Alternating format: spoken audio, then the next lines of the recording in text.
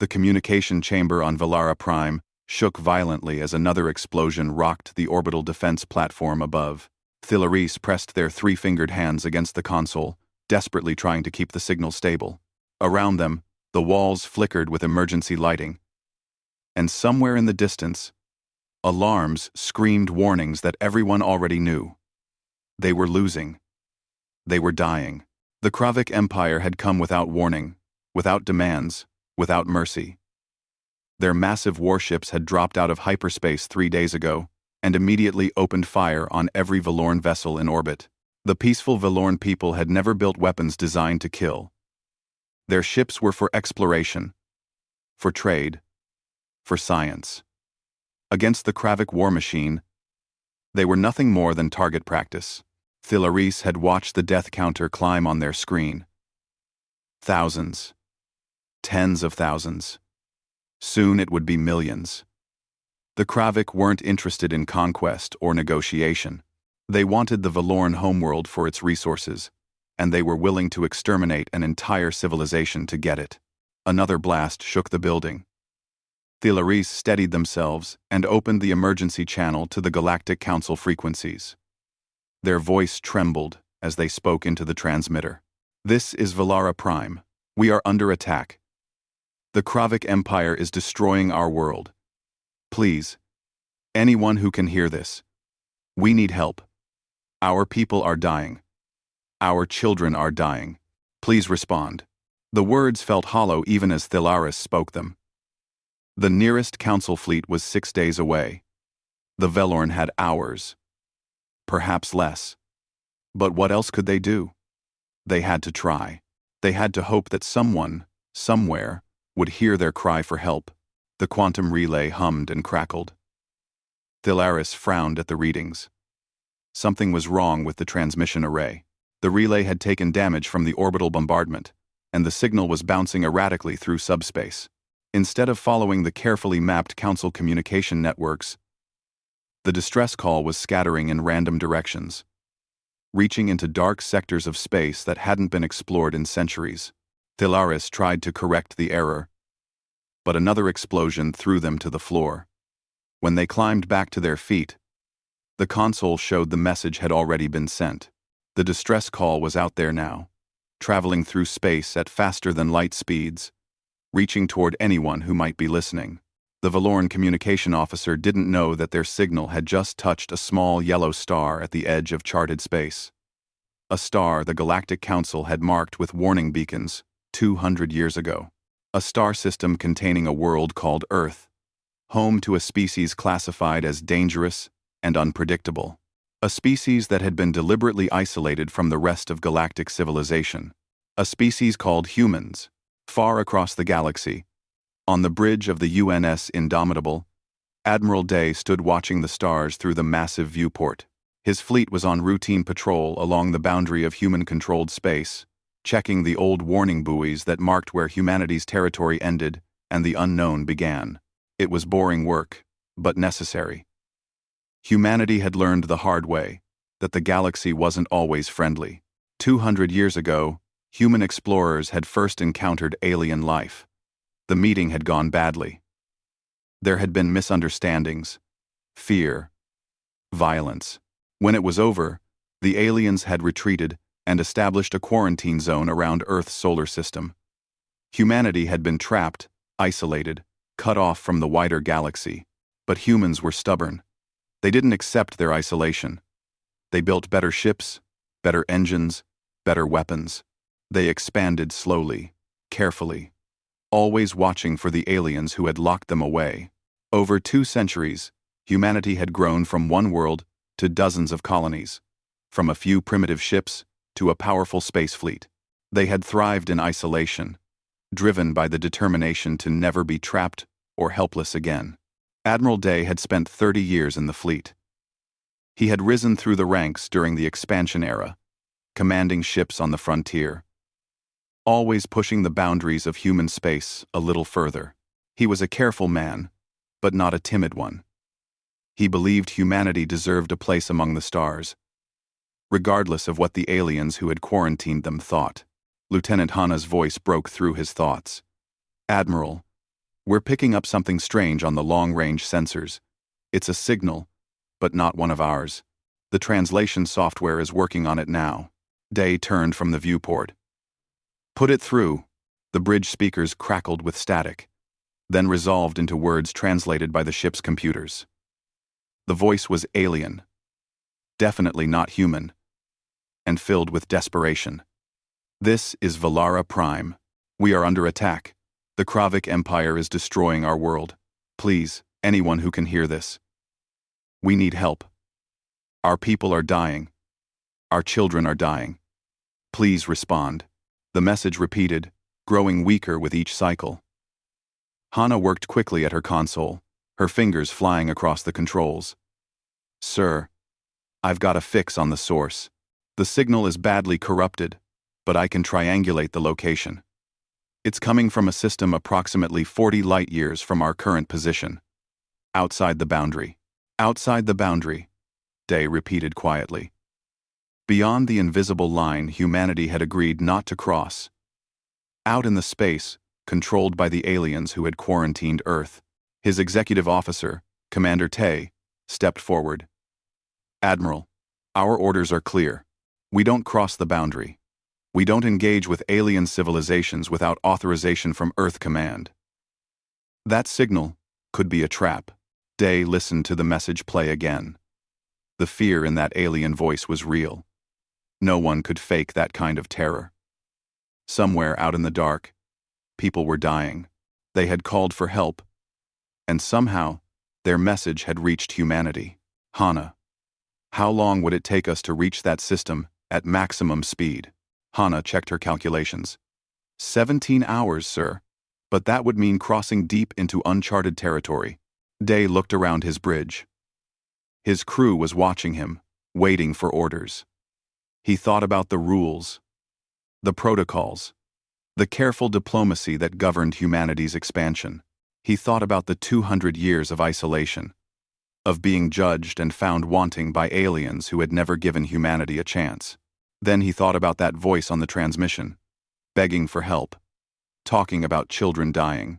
All ships, Day said clearly. His decision made. Plot a course for the source of that transmission. Maximum burn. Battle stations. We're going to help them. Commander Tay's eyes widened. Sir, this could start a war. Earth Command didn't authorize this. Day met his second officer's gaze steadily. Commander, someone is out there screaming for help. They're dying right now, while we stand here debating politics. I didn't join the fleet to ignore people in danger. Did you? Tay was quiet for a moment, then slowly shook his head. No, sir. I didn't. Then we go. Prepare the fleet for combat. If these Kravik want to fight, we'll give them one they won't forget. The UNS Indomitable's engines flared to life, followed by every ship in the human fleet. 47 warships accelerated toward an unknown system, racing to answer a distress call they were never meant to receive. Admiral Day stood on his bridge and hoped they wouldn't arrive too late. Behind them, the boundary markers of human space faded into the distance, crossed for the first time in 2 centuries. Ahead, the unknown waited. The sky above Valara Prime burned with the light of dying ships. Thilaris stood at their console in the ruins of the communication center, watching the sensor display with numb horror. Of the 43 Velorn defense vessels that had tried to protect their world, only 12 remained. They were damaged, running on emergency power, barely able to maintain orbit. The Kravik fleet hung in space like a swarm of metal predators. 300 warships, each one designed for a single purpose: destruction. They had arranged themselves in a perfect blockade formation around the planet, cutting off any hope of escape. Soon, they would begin the final bombardment, and Valara Prime would become a graveyard. Thilaris had stopped crying hours ago. There were no tears left. They had sent the distress call, had prayed for a miracle. But the nearest Council fleet was still 5 days away. The Kravik commander had made it clear that Valara Prime had less than 1 day before the bombardment began. The math was simple and terrible. Help would arrive to find only ashes and bones. The sensor display suddenly flickered. New contacts were appearing at the edge of the system, dropping out of faster-than-light travel in a cascade of energy signatures. Thilaris's hearts began to beat faster. Could it be? Had a council fleet somehow arrived early?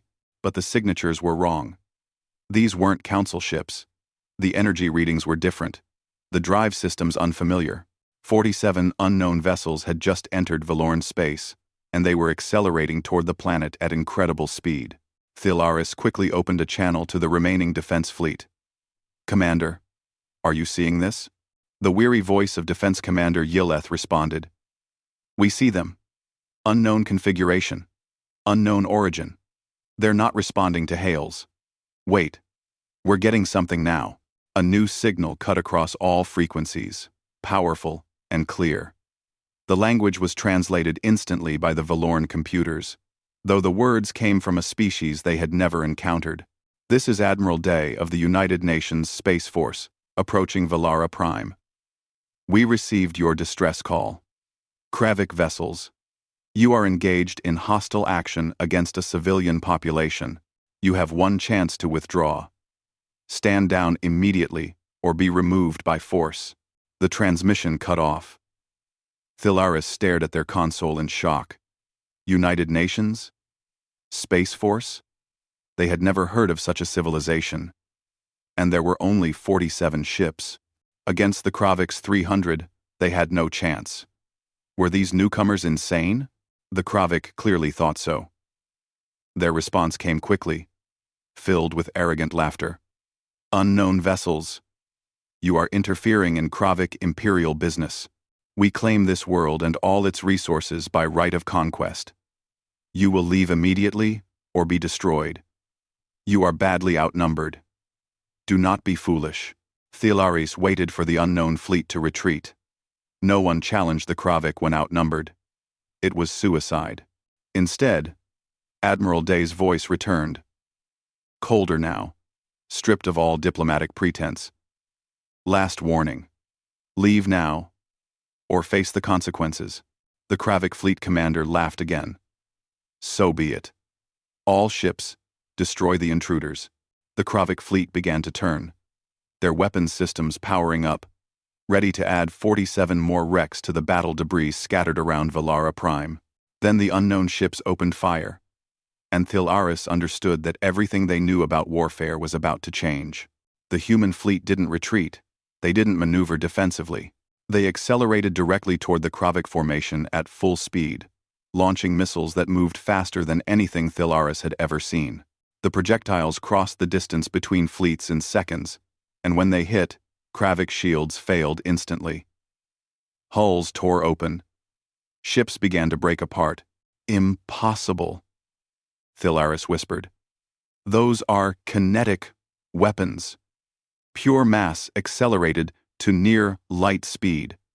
But the energy requirements should be." The human ships were getting closer now, and Thilaris could see them clearly on the sensors. They were different from any vessel in the Council database. Heavy armor plating covered every surface. Multiple weapon systems bristled from the hulls. These weren't exploration ships or even standard military vessels. These were warships, built with a single purpose in mind: to fight and to win. The Kravik fleet tried to adjust, bringing more ships to bear against the human advance. They outnumbered the attackers 7-1. By every tactical calculation, they should have been winning, but they weren't. A wing of 12 smaller human ships, led by someone called Captain Hyun, suddenly broke formation and dove directly into the center of the Kravik fleet. It looked like a suicide run. The Kravik concentrated fire on them, certain they could destroy the foolish attackers. Then the human ships released thousands of small objects. At first, Thilaris thought they were more missiles, but as the objects spread out and began moving independently, they realized these were drones, automated combat units, each one equipped with cutting lasers and explosives. The drones swarmed over the Kravik ships like insects, cutting into hulls, destroying weapon systems, targeting engine cores. Kravik vessels began to explode, their formations breaking apart in chaos. Captain Hyun's wing emerged from the other side of the enemy fleet, damaged but intact, having carved a path of destruction through ships that should have obliterated them. Another group of human vessels, smaller and faster, weaved through the battle with impossible agility. Their commander, someone identified as Mira, led her 12 frigates in a dance of death that defied physics. The Kravik fired at them constantly, landing hits that should have destroyed the smaller ships. But the human frigates just kept coming. Their armor absorbed damage that would have vaporized Valorn vessels. When they returned fire with weapons called railguns, the magnetically accelerated projectiles punched through Kravik shields and hulls like they were paper. Each shot was precise, calculated, devastating. Thilaris watched the battle unfold with growing amazement. The humans fought like nothing they had ever seen. There was no hesitation, no fear. They treated incoming fire as an acceptable cost, something to be endured rather than avoided. Their ships were built to take damage and keep fighting. Their weapons were designed to kill, not to disable or warn. This was warfare stripped to its most efficient form. Identify the enemy, close the distance, destroy them completely. More Kravik ships exploded. The neat blockade formation had collapsed into chaos. Ships were colliding with each other as they tried to retreat, tried to regroup, tried to understand what was happening. They had expected an easy victory. They had found a nightmare. Small craft launched from the human battle carriers. Fighters, Thilaris realized, single-pilot vessels that darted through the battle at incredible speeds. A pilot identified as Wing Commander Sora led her squadron in maneuvers that should have been impossible. The acceleration forces alone should have killed any biological being inside those craft, but the humans survived. More than survived, they thrived. Their fighters wove through Kravik formations, targeting weak points, destroying weapon systems, creating chaos wherever they went. In less than an hour, over 100 Kravik ships had been destroyed. The remainder were trying to flee, abandoning their perfect blockade, abandoning their mission, thinking only of escape. Admiral Day's voice cut through the confusion. All human vessels, cease fire. Let them run. I want them to tell everyone what happened here. The human fleet stopped shooting. They maintained their positions, weapons still active, ready to resume the battle if needed. But they allowed the surviving Kravik ships to engage their faster-than-light drives and disappear into the void. Silence fell over Valara Prime. The Kravik were gone. The human fleet held position in orbit, their weapons powering down. Thilaris stared at their screen, unable to process what they had just witnessed. Then Admiral Day opened a channel directly to the planet. His voice was different now, softer, concerned. This is Admiral Day of the United Nations Space Force. We received your distress call. Are your people safe? Do you need additional assistance? Thilaris tried to respond but couldn't find words. They had called for help, never expecting an answer. These humans had crossed unknown space, had fought a battle against overwhelming odds, had saved the Valorn from extinction. Finally, Thilaris managed to speak. We are safe now. Thanks to you. But we must know. Who are you? Where did you come from? Admiral Day's response was simple, but the words would echo across the galaxy in the days to come. We're humans. From Earth, we came because you called for help. That's what people do. In the ruins of the communication center, Thilaris began recording everything. Every sensor reading, every tactical analysis, every second of the battle. The Galactic Council needed to see this. The entire galaxy needed to know. Humanity had arrived, and nothing would ever be the same. The data reached the Galactic Council headquarters within hours. Thilaris had transmitted everything. Sensor logs, combat footage, communication records, tactical analysis. The message spread through the Council networks like wildfire, jumping from system to system, reaching thousands of worlds in a single day. Humanity had broken quarantine. Humanity had engaged in military action. Humanity had destroyed a Kravic war fleet. On the council station, high above the diplomatic world of Centrum Prime, representatives from hundreds of species gathered in emergency session. The massive chamber buzzed with fearful conversations in 1,000 different languages. On the central display, the battle footage played on repeat, showing human ships tearing through Kravic formations with terrifying efficiency. High Chancellor Mor Edon, a tall being with silver skin and 4 eyes, called for silence. The matter before us is clear. The species designated as human, quarantined by Council Decree 200 years ago, has violated that quarantine. They have engaged in military action in Council space. They have demonstrated advanced weapons technology that exceeds our own.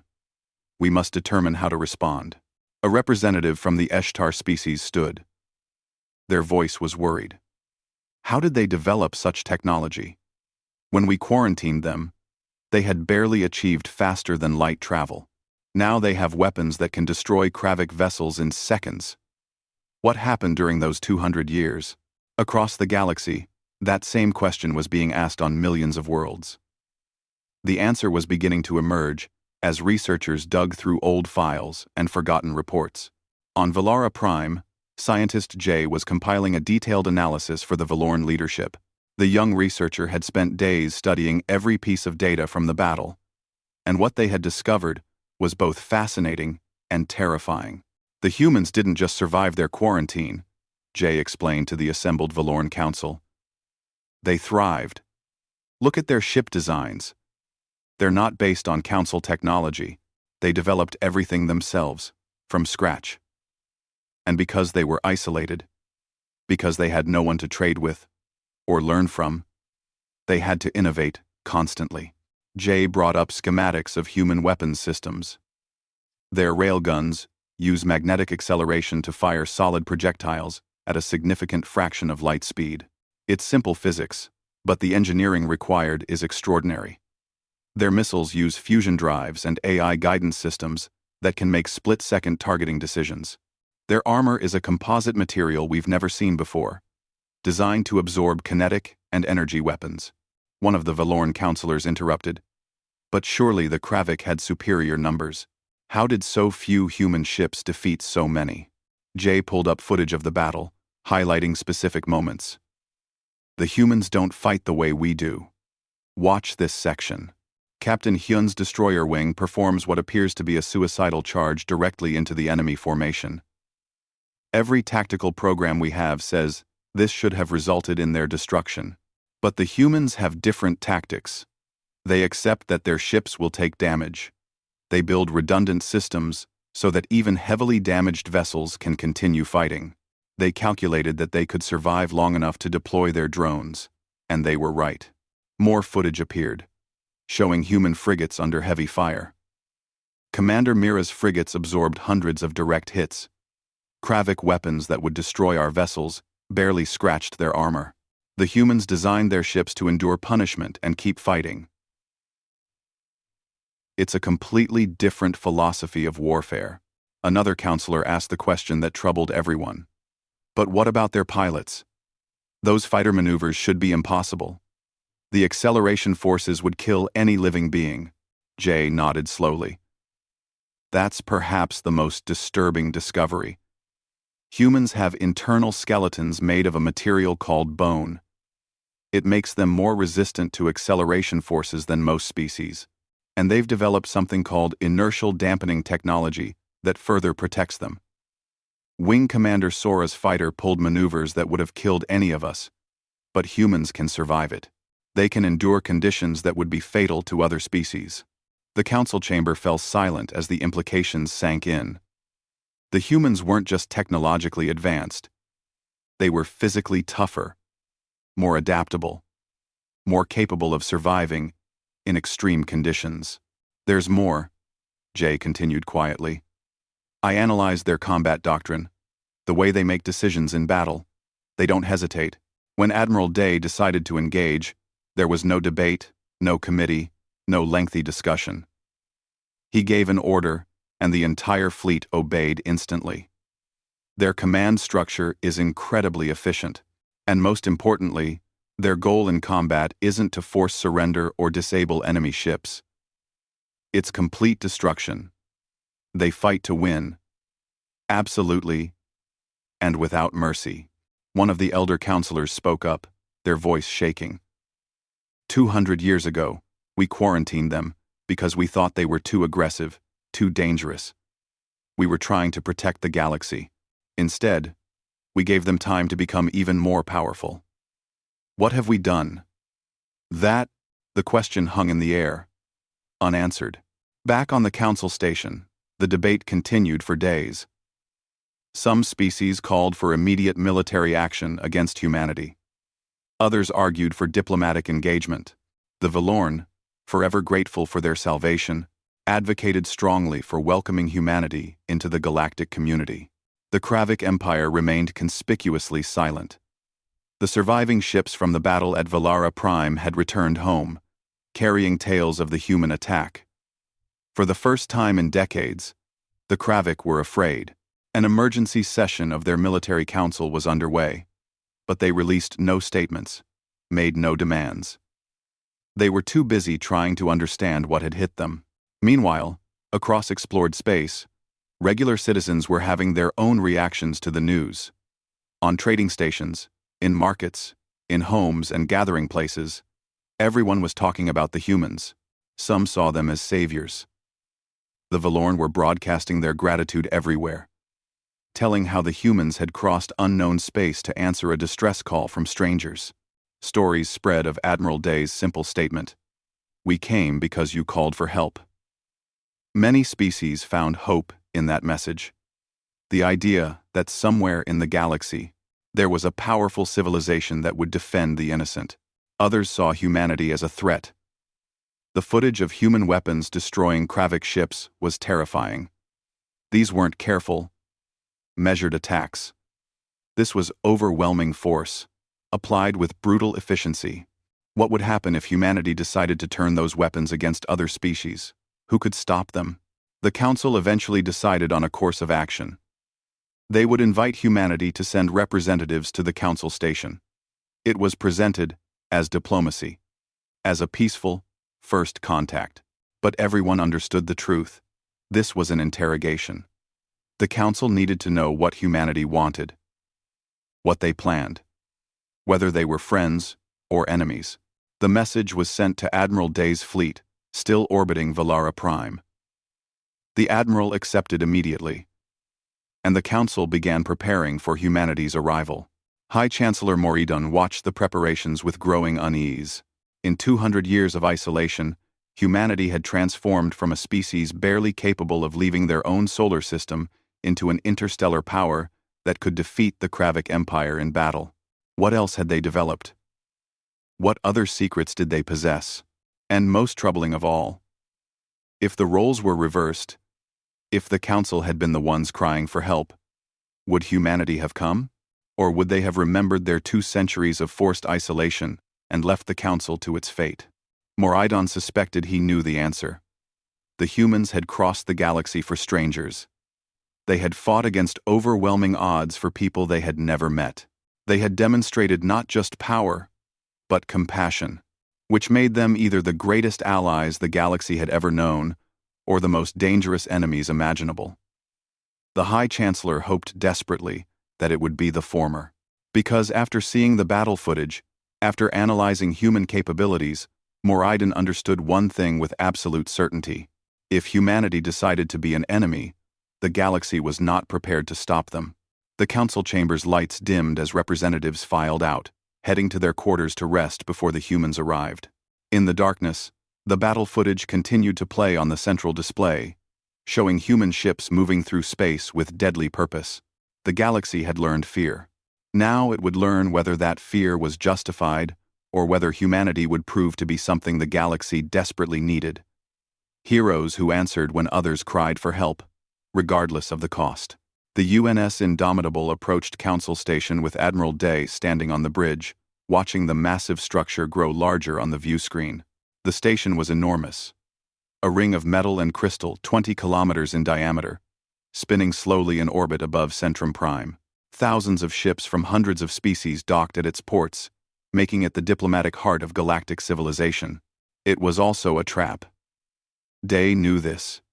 Everyone knew this. The Council's invitation was polite, but the subtext was clear. Come here and explain yourselves, or be declared enemies of galactic peace. Beside him stood Ambassador Jin, humanity's first interstellar diplomat. She was a small woman with sharp eyes and a sharper mind, chosen specifically because she understood both human nature and the delicate art of negotiation. Behind them, Chief Science Officer Nari and Security Chief Wu waited quietly, ready for whatever came next. They're afraid of us, Jin said quietly, watching the station grow closer. They should be, Wu replied. His hand rested on his sidearm, a habit from years of military service. We destroyed a Kravic fleet. Now they want to know if we're coming for them next. Day shook his head. We're not conquerors. We came to help the Valorn, because it was the right thing to do. The Council doesn't know that yet, Jin said.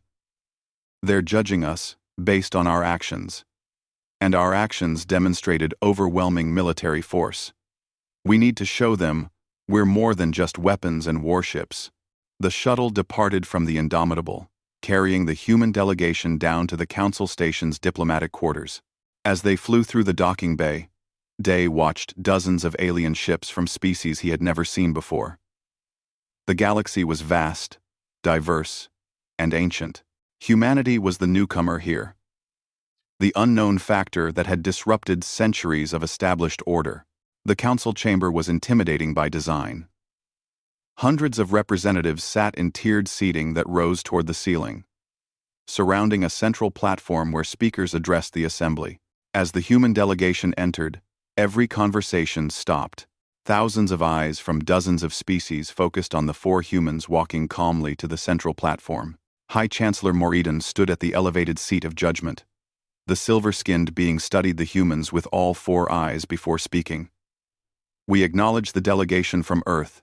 Ambassador Jin, you may present humanity's position regarding the violation of quarantine and unauthorized military action in Council space. Jin stepped forward, her voice clear and steady. High Chancellor, honored representatives, we come before you not as criminals, but as beings who acted according to the most fundamental principle of civilized behavior, helping those in need. Yes, we crossed the quarantine boundary. Yes, we engaged in military action. We did both because someone was dying, and we had the power to help them. A representative from the Kravic Empire stood, their voice filled with anger. You destroyed over 200 Imperial vessels. You attacked without provocation, without negotiation.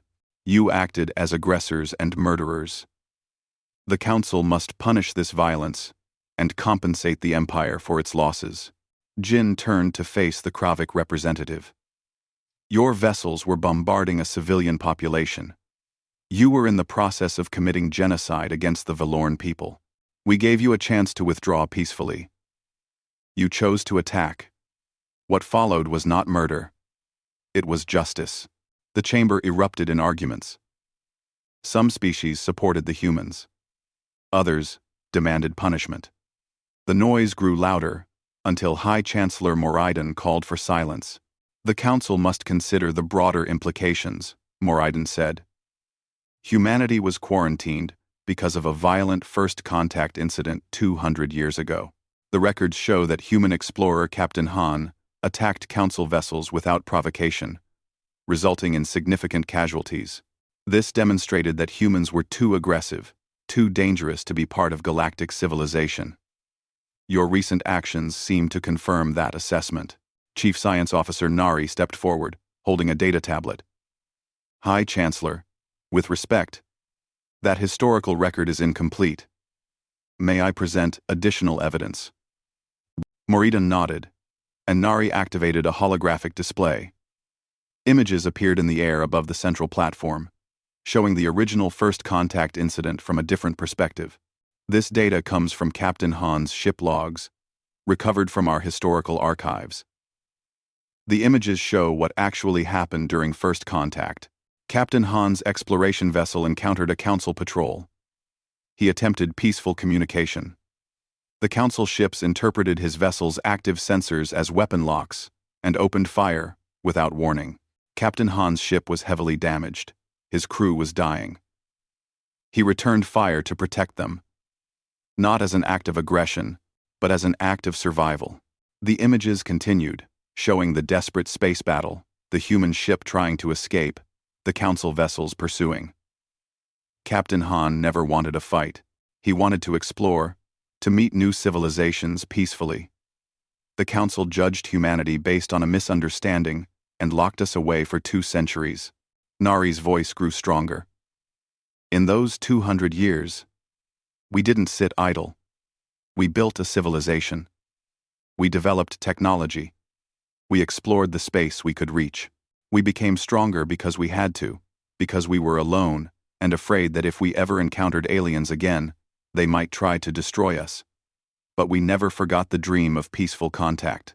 We never stopped hoping that someday, we might be part of something larger. Ambassador Jin took over again. The quarantine was unjust. It was based on fear and misunderstanding. But we're not here to argue about the past. We're here to talk about the future. Humanity wants to join the galactic community, not as conquerors or threats, but as partners and protectors. The Kravik representative shouted, "You speak of protection while our ships burn in space." Jin turned to face them directly. "Your ships burned because you were murdering innocent people. If that makes us dangerous, then yes, we are dangerous to those who prey on the weak. We will always be dangerous to bullies and tyrants. But to those who seek peace, who value life, who believe that civilization means protecting the vulnerable, we offer friendship and alliance." A new voice spoke up. Thilaris, the Valorn, who had sent the original distress call, stood in the gallery. "The Council debates whether humans are dangerous. I can answer that question. Yes, they are dangerous. Dangerous to evil. Dangerous to those who would commit genocide. But to my people, to the millions of Velorn children who still live because humanity answered our call, they are heroes." Axis. More Valorn representatives stood, adding their voices. They crossed the galaxy for strangers. They risked their lives for people they had never met. What does that say about their character? The chamber filled with noise again, representatives arguing among themselves. Some species were clearly convinced. Others remained fearful. The debate continued for hours, going in circles, making no progress. Finally, Ambassador Jin raised her hand for silence. When the chamber quieted, she spoke with simple honesty. "I understand your fear. We are powerful. We have weapons that frighten you. But power without purpose is just destruction. Humanity's purpose is protection. We believe that in a vast galaxy full of different species and cultures, we should look out for each other. When someone calls for help, anyone who can answer should do so." She paused, letting the words sink in. The Council had a choice when the Velorn called for help. You could have responded immediately, could have sent your nearest fleet at maximum speed, could have saved lives. Instead, you followed procedure. You debated. You took your time, and people died while you discussed proper protocols. Jin's voice grew harder. Humanity doesn't have the luxury of endless debate. We learned 200 years ago that the galaxy can be dangerous, that civilizations can be destroyed in moments. So, when we heard the Valorn crying for help, we didn't debate. We didn't form committees. We acted. If that makes us dangerous, if that makes us unfit for your council, then so be it. We'll continue doing what's right, with or without your approval. High Chancellor Moreden raised a hand. This session is adjourned. The Council will deliberate and provide an answer to humanity's request for membership. Ambassador Jin, you and your delegation may return to your ship while we consider the matter. As the humans left the chamber, Wu muttered quietly, That could have gone better. Jin smiled slightly. Actually, I think it went exactly as it needed to. We showed them who we are. Now we wait to see if that's enough. Back on the Indomitable, Admiral Day received a priority message from Earth Command. They had finally learned about his unauthorized crossing of the quarantine boundary. The message was brief and clear.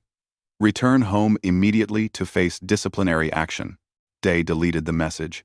He wasn't going anywhere until this matter was resolved. What he didn't know was that deep in Kravik's space, Fleet Marshal Kravix was assembling the largest military force in a century.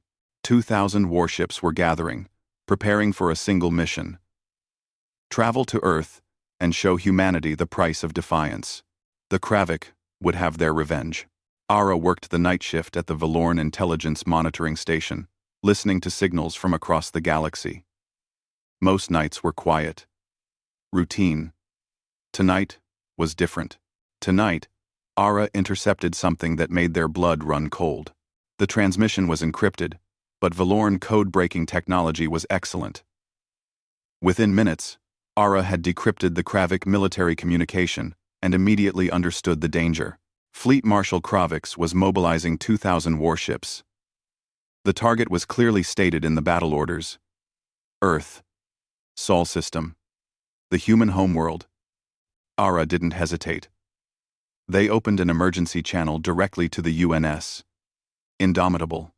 Still orbiting Valara Prime.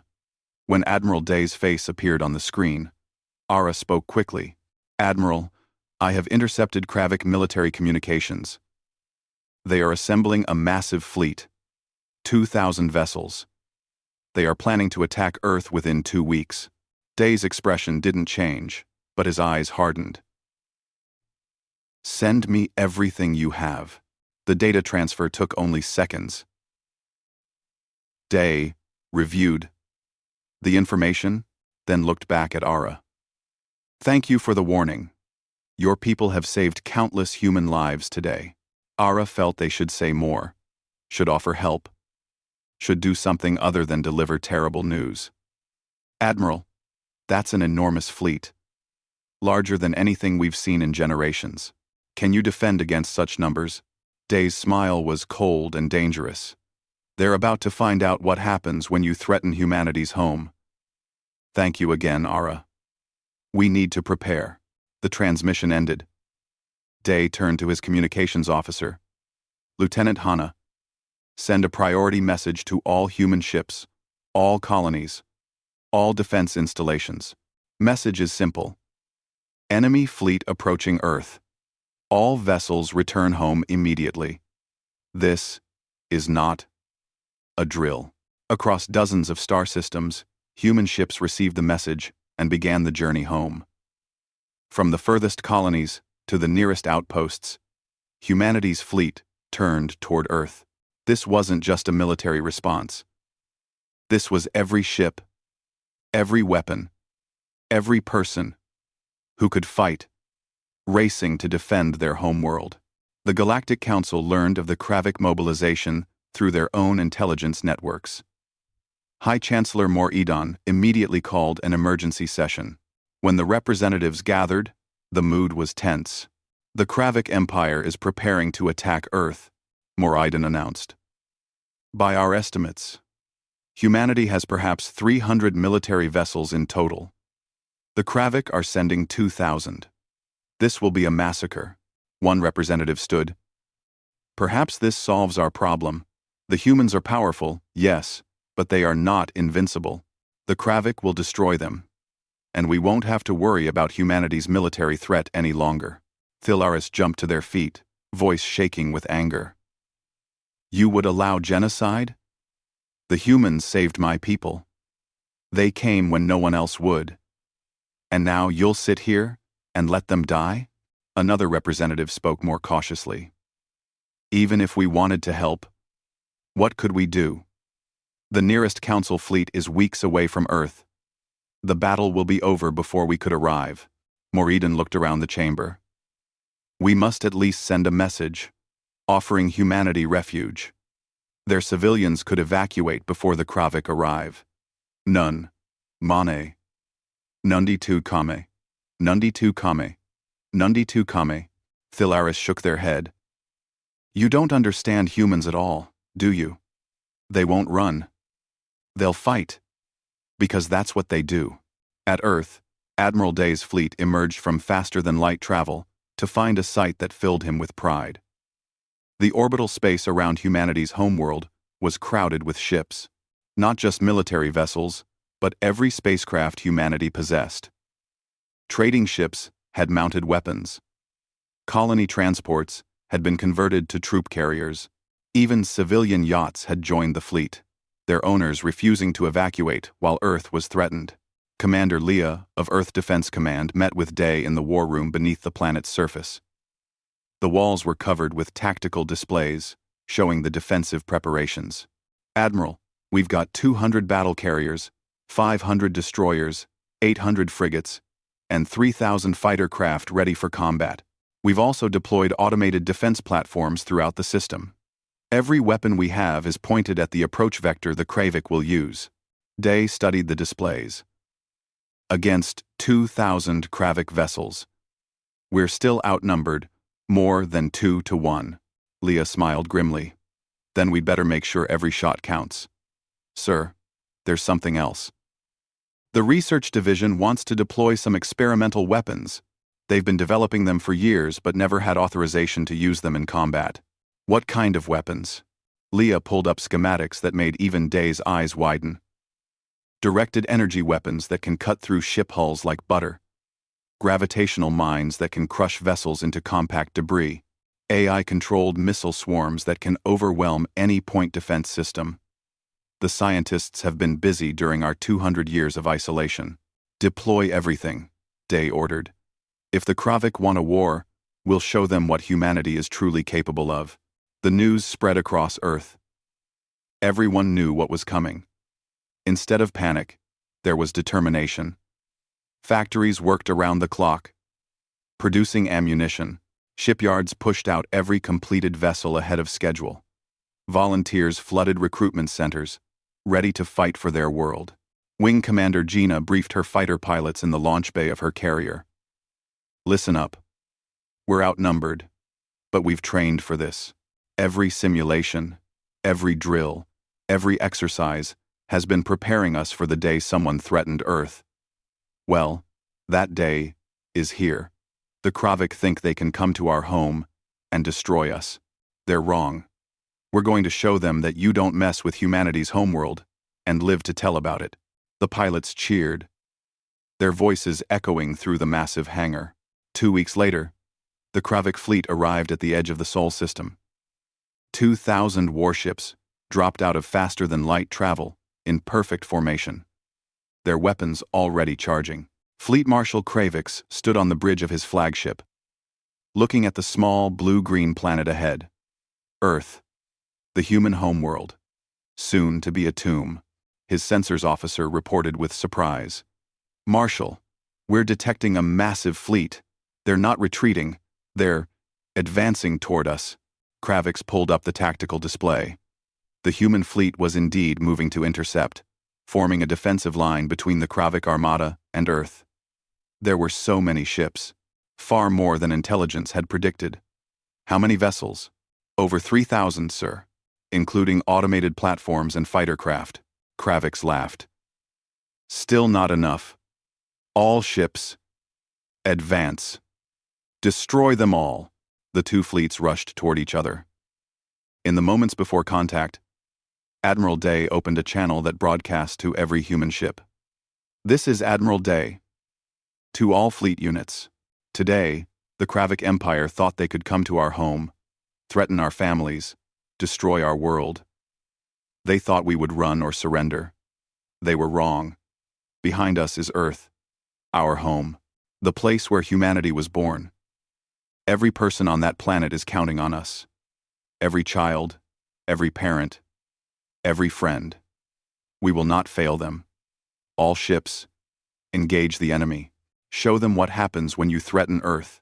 The human fleet opened fire, and space lit up with the fury of their weapons. The experimental directed energy weapons burned through Kravik's shields in seconds. The gravitational mines pulled enemy ships together, crushing them into twisted metal. The missile swarms overwhelmed Kravik point defenses, striking hull after hull with devastating precision.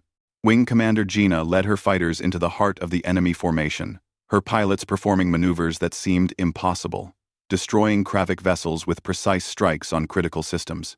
Captain Hyun's destroyers punched through the enemy lines, their railguns firing non-stop. Commander Mira's frigates absorbed incredible punishment while returning fire that shattered Kravik hulls. But the Kravik had numbers. They kept coming, wave after wave, trading ship for ship in a brutal battle of attrition. Human vessels took damage, were destroyed, fell from the battle line. But for every human ship lost, 3 Kravik vessels died. Fleet Marshal Kravik's watched in growing horror as his armada melted away. These humans fought with a ferocity he had never encountered. They protected their homeworld with absolute determination, accepting no possibility of defeat.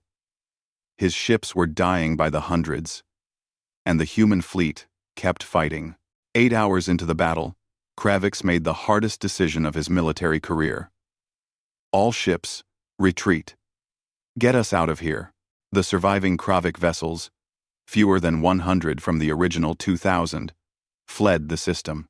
They jumped to faster-than-light travel as quickly as their damaged drives could manage, running from the humans who had shattered their mighty fleet. The human ships didn't pursue. They held position, making sure the enemy was truly gone, then slowly returned to Earth orbit. They had won, but at a cost. 200 human vessels had been destroyed. Thousands of crew members had died defending their world. But Earth still stood. Humanity had survived. On the bridge of the Indomitable, Admiral Day received a transmission from the Galactic Council. High Chancellor Mor-Iden's face appeared on the screen, and for the first time, the silver-skinned being looked genuinely impressed. Admiral Day, the Council has been monitoring the battle. We did not expect this outcome. Humanity has defended its homeworld against overwhelming odds. You have proven your strength and your determination beyond any doubt. Day waited, knowing what was coming. The Council has reached a decision regarding humanity's request to join galactic civilization. We would be honored to welcome you as members. Not as subjects, but as equals. Your actions at Valara Prime and at Earth have shown us that humanity embodies the values we claim to uphold. Protection of the innocent, courage in the face of danger, and willingness to fight for what is right. Ambassador Jin, standing beside Day, stepped forward. High Chancellor, humanity accepts the Council's offer, but with conditions. We will join as equals, as you said. We will contribute to galactic defense and protection, but we will not compromise our principles. When someone calls for help, we will answer. When innocents are threatened, we will defend them. This is who we are. This is who we will always be. Mor-Iden nodded slowly. We would expect nothing less. Welcome to the Galactic Council, humanity. Welcome to civilization. The transmission ended. Day looked around his bridge at the exhausted but victorious crew. They had changed the galaxy today. Humanity had gone from quarantined threat to respected member of the galactic community. But more importantly, they had proven something essential about human nature. They answered when others called for help. They fought to protect the innocent. They defended their home with everything they had. These weren't just military victories. These were statements about who humanity was and who they would always be. Down on Earth, people celebrated in the streets, crying and laughing and holding each other tight. They had faced annihilation and survived. They had stood together and won. 6 months later, the Human Accord was formally signed at Council Station. Admiral Day became humanity's first military representative to the Council. The Valorn remained humanity's closest allies, forever grateful for the day humans answered their desperate call. The Kravik Empire, humbled by their defeats, signed a peace treaty and began the long process of rebuilding. And across the galaxy, a new understanding spread. If you were in trouble, if you needed help, if you were in danger, There was now a species you could call. A species that would come running, that would fight for you, that would risk everything to save strangers. The humans. From Earth. Who came because you called for help. That's what people do.